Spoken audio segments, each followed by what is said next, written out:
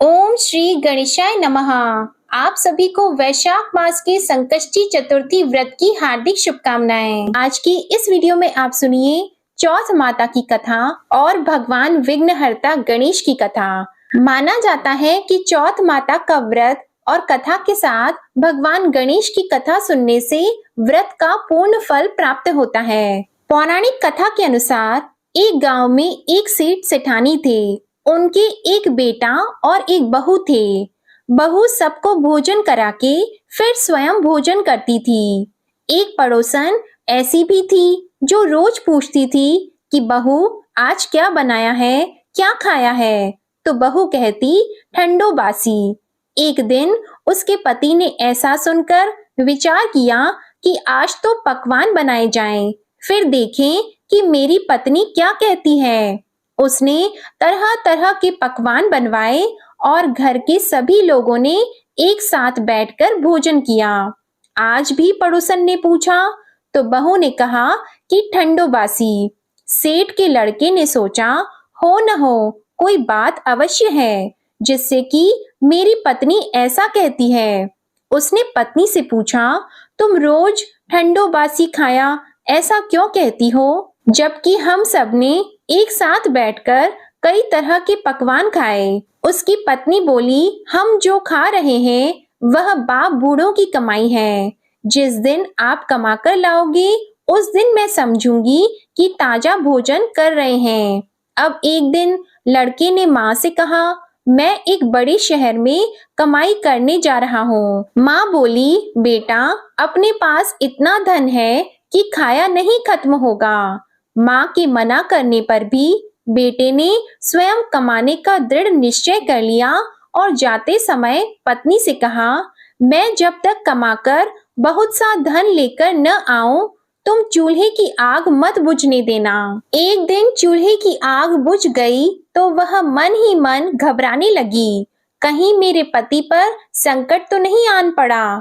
जल्दी से पड़ोस में से आग लाकर चूल्हे में रख दूं, ऐसा विचार करके पत्नी पड़ोस में गई। वहां पड़ोसन चौथ माता का व्रत और पूजन कर रही थी। पड़ोसन ने कहा थोड़ी देर में आकर ले जाना। तो बहू ने पड़ोसन से पूछा आप यह व्रत क्यों करती हैं, इससे क्या मिलता है। पड़ोसन ने कहा चौथ माता की इस व्रत को करने से अन्न और लक्ष्मी मिलती है और अपनी मनोकामनाएं पूर्ण होती हैं। अब बहू भी चौथ माता का व्रत करने लगी। दीवार पर उसने चौथ माता का चित्र बनाया। उस दिन घी और गुड़ का चूरमा बनाकर रात्रि को चंद्रमा को अर्घ देकर उसने भोजन किया।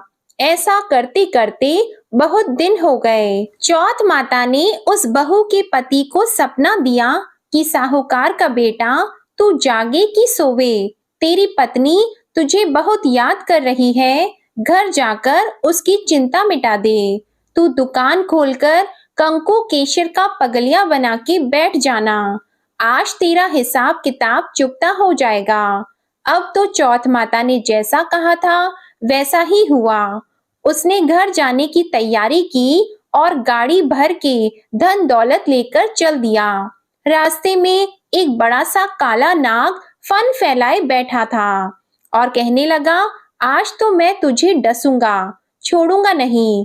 आज तेरी आयु पूरी हो गई है। सेठ के लड़के ने कहा आज चौथ माता ने मुझे सपना दिया तो मैं पत्नी से मिलने घर जा रहा हूँ। वहाँ मेरी पत्नी बहुत चिंता कर रही है। मैं उससे मिलकर जरूर आऊंगा, तब तुम मुझे डस लेना। नाग ने कहा तुम शपथ पूर्वक कहकर जाओ तो मैं तुम्हें जाने दूंगा, परंतु लौट कर नहीं आए तो तुम्हारे घर आकर मैं तुम्हें डस लूंगा। इस प्रकार सांप को वचन देकर वह घर पहुंचा। वहां सभी से हंसी खुशी से मिला और भोजन करने उदास होकर बैठ गया। उसकी पत्नी ने उदास होने का कारण पूछा तो पति ने काले नाग वाली बात बताते हुए कहा कि यदि मैं उसके पास नहीं जाऊंगा तो वह घर आकर ही मुझे डस लेगा। पत्नी बहुत चतुर थी। उसने कहा कि आप घबराओ नहीं, लेट जाओ, मैं एक उपाय करती हूँ। पत्नी ने कमरे की 7 पेड़ी धोई, पहली पेड़ी पर रेत, दूसरी पर इत्र, तीसरी पर गुलाल, फूल, चौथी पर कंकु केशर, पांचवी पर लड्डू पेड़ा, छठी पर गादी गलीचा और सातवीं पेड़ी पर दूध का कटोरा भरकर रख दिए। इस प्रकार वह 7 ही पेड़ी सजाकर बैठ गई। आधी रात होते ही नाग आकर पेड़ी चढ़ने लगा।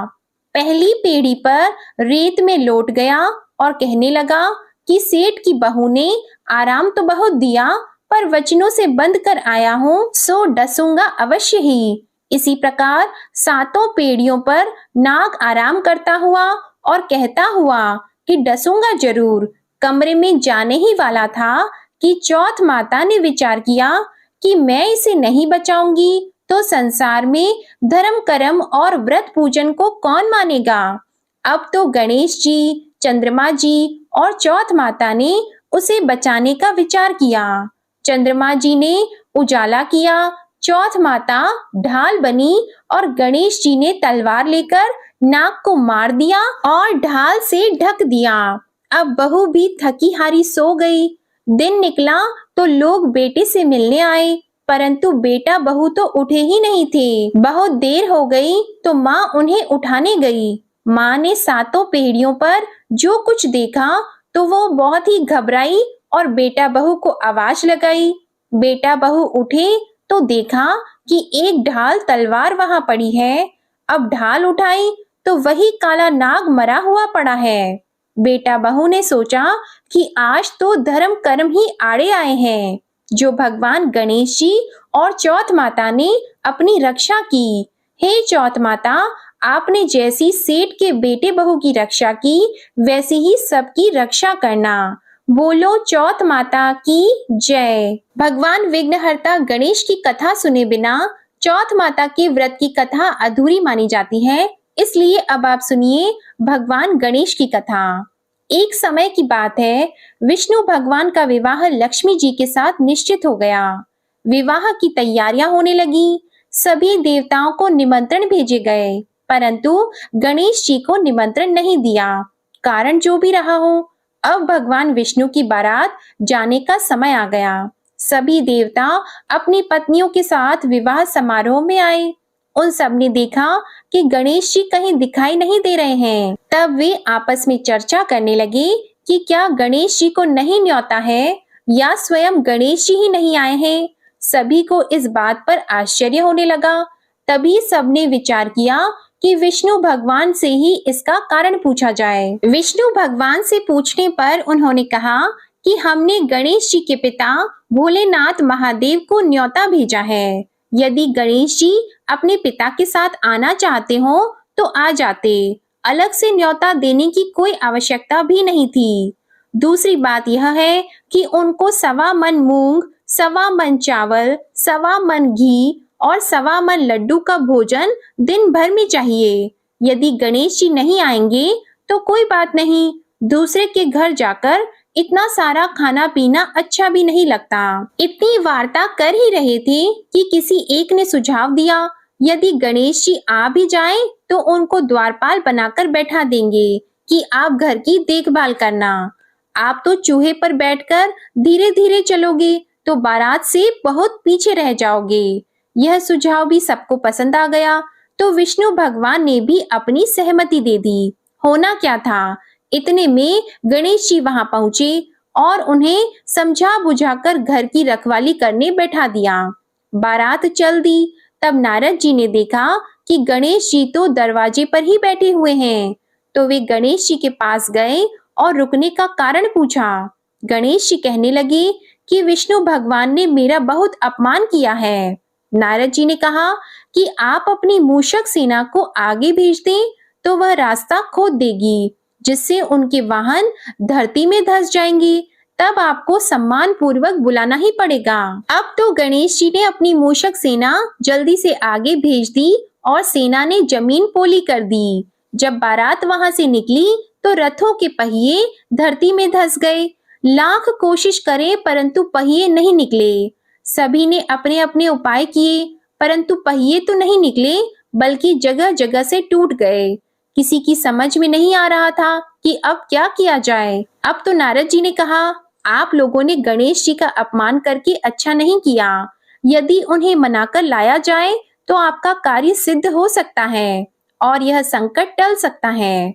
शंकर भगवान ने अपने दूत नंदी को भेजा और वे गणेश जी को लेकर आए। गणेश जी का आदर सम्मान के साथ पूजन किया। तब कहीं रथ के पहिए निकले। अब रथ के पहिए निकल तो गए, परंतु वे टूट फूट गए तो उन्हें सुधारे कौन। पास के खेत में खाती काम कर रहा था, उसे बुलाया गया। खाती अपना कार्य करने के पहले श्री गणेशाय नमः कहकर गणेश जी की वंदना मन ही मन करने लगा। देखते ही देखते खाती ने सभी पहियों को ठीक कर दिया। तब खाती कहने लगा कि हे देवताओं, आपने सर्वप्रथम गणेश जी को नहीं मनाया होगा और न ही उनका पूजन किया होगा, इसलिए तो आपके साथ यह संकट आया है। हम तो मूर्ख अज्ञानी हैं, फिर भी पहले गणेश जी को पूजते हैं, उनका ध्यान करते हैं। आप लोग तो देवतागण हैं, फिर भी आप गणेश जी को कैसे भूल गए। अब आप लोग भगवान श्री गणेश जी की जय बोलकर जाएं तो आपके सब काम बन जाएंगे और कोई संकट भी नहीं आएगा। अब सभी को अपनी अपनी गलती का पश्चाताप हुआ और सबने भगवान गणेश की जय जयकार करते हुए और बारात वहां से चल दी और विष्णु भगवान का लक्ष्मी जी के साथ विवाह संपन्न करा के सभी सकुशल घर लौट आए। हे गणेश जी महाराज, आपने जैसे विष्णु भगवान के कार्य को सिद्ध किया, वैसे सभी के कार्य को सिद्ध करना। बोलो भगवान गणेश की जय। तो ये थी आज की चौथ माता की कथा और विघ्नहर्ता भगवान गणेश की कथा। आज की कथा अच्छी लगे तो वीडियो को लाइक करना मत भूलिएगा और कमेंट में चौथ माता की जय और भगवान गणेश की जय भी लिखिएगा और हमारे चैनल को भी सब्सक्राइब करिएगा। ओम श्री गणेशाय नमः।